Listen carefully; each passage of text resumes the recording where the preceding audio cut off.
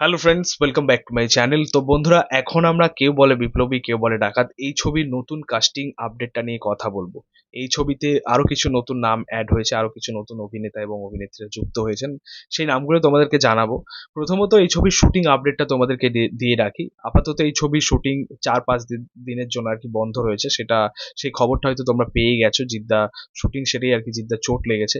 এবং অ্যাকচুয়ালি আমার তো মনে হয় মানে 4-5 দিনের জায়গায় সেটা 7-8 দিন হতে পারে, কারণ যেহেতু থুতনির চোট এখানে যদি মেনলি এখানে লেগে থাকে, তাহলে সেখানে কিন্তু একটু টানেই মানে তোমরা জানো হয়তো সেটা যে প্রচুর ব্লাড বের হয়। তো সেখানে আমার মনে হয় রেস্ট যতক্ষণ না শুকোয় আর কি ব্যাপারটা, তত মানে ততদিন হয়তো জিদ্দা মানে শুটিং ফ্লোরে ফিরতে পারবে না।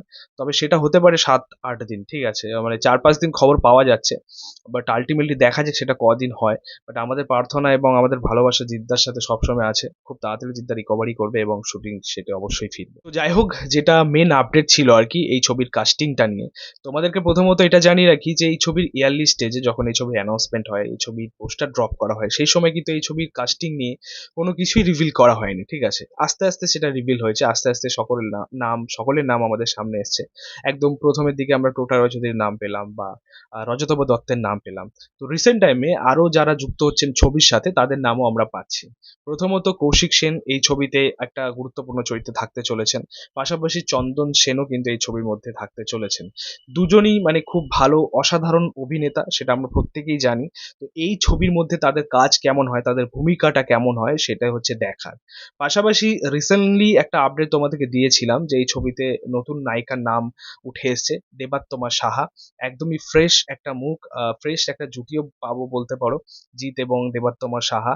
এবং এর আগে দেবাত্তমা সাহা একটা সিনেমা করেছে অবশ্যই। তো তার এটা সেকেন্ড কাজ হবে এবং সেকেন্ড এটা বড় প্রজেক্ট, ঠিক আছে। তো তার কাজটা কেমন হয়, তাকে কেমন লাগে সেই চরিত্রে, সেটাও দেখা। এবং আরো একটা ধামাকা আপডেট তোমাদেরকে দিয়ে রাখি, এই ছবিতে মানে কেউ বলে বিপ্লবী কেউ বলে ডাকাত এই ছবিতে কিন্তু একটা আইটেম সং আমরা পেতে চলেছি, ঠিক আছে। এখন তোমরা বলবে যে অনন্ত সিংহের বায়োপিকে আমরা আইটেম সং পাচ্ছি, এটা তো মেনে নেওয়া যায় না, বা এটা কেমন। তোমাদেরকে বলে রাখি যে এটা কিন্তু একদম ইন্সপায়ার্ড গল্প, মানে আগেও বলেছি তোমাদেরকে যে এটা মানে কমার্শিয়ালি প্রেজেন্ট করা হবে, মানে মাসি একটা ফ্লেভার রাখা হবে। এখন সত্যি বলতে এখনকার যেরকম সিনেমা চলছে, মানে দর্শকের ডিমান্ড যেরকম রয়েছে, রিসেন্টলি তোমরা রঘু ডাকাত দেখলে, সেটাও কিন্তু একটা ইন্সপায়ারিং গল্প আর কি রঘু ডাকাতের চরিত্রটার থেকে। তো সেম আর কি অনন্ত সিংহের যে বায়োপিক আছে সেখান থেকে কিন্তু ইন্সপায়ার্ড অনুপ্রাণিত আর কি গল্পটা পুরোটাই। তো একটা আইটেম সং রাখা হয়েছে এবং সেই আইটেম সং এর জন্য আমাদের মিমি চক্রবর্তীকে বাছা হয়েছে। তো আমি তো বলবো এটা জাস্ট অসাধারণ একটা চয়েস, কারণ মিমি চক্রবর্তী আইটেম সং এ কিন্তু জাস্ট ফাটিয়ে দেয় আর কি, তার পারফরমেন্স অসাধারণ থাকে। তোমরা দুষ্টু কোকিল দেখতে পারো বা লাগে উড়া দেখতে পারো, তার পারফরমেন্স কিন্তু সেই রকম এনার্জি থাকে, ঠিক আছে। তো দর্শকেরও ভালো লাগে অবশ্যই, এবং তার জন্যই সেই গানগুলোর এত ডিমান্ড। তোমরা ইউটিউবে ভিউজ দেখতে পারো, অসাধারণ। তো যাই হোক, মিমি চক্রবর্তী একটা গুরুত্বপূর্ণ চরিত্রে থাকবে এবং তার যে চরিত্রটা সেটা কিন্তু একটা এক্সটেন্ডেড ক্যামিও হতে পারে, হ্যাঁ, এরকম একটা আপডেট রয়েছে। তো আলটিমেটলি সেটা কি হয় সেটা দেখার। বাট এখনো পর্যন্ত তোমাদেরকে এটা বলে রাখি যে কেউ বলে বিপ্লবী কেউ বলে ডাকাতের যে কাস্টিংটা হিউজ করা হয়েছে, হিউজ, ঠিক আছে। টোটা রয় চৌধুরী, রজতাভ দত্ত, কৌশিক সেন, চন্দন সেন, আমাদের জিদ্দা আছে, মিমি চক্রবর্তী, দেবাত্তমা সাহাও ভালো।